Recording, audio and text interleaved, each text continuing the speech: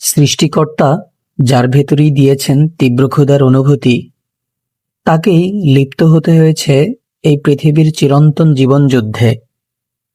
সেটা সৃষ্টির সেরা জীব মানুষ হোক কিংবা বনের চতুষ্পদ জন্তু, সবারই দিন শুরু হয় এক মুঠো রিজিক অন্বেষণের কঠিন সংগ্রামে।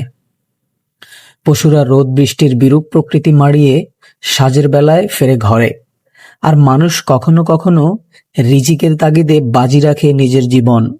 কিন্তু এই ক্ষুধা মেটানোর লড়াইয়ে যখন কেউ হারায় সততার পথ, সৃষ্টিকর্তার অবাধ্য হয়ে যখন মানুষ বেছে নেয় অসৎ আর লোভের পন্থা, ঠিক তখনই এই শান্ত পৃথিবীতে নেমে আসে অশান্তির কালো ছায়া।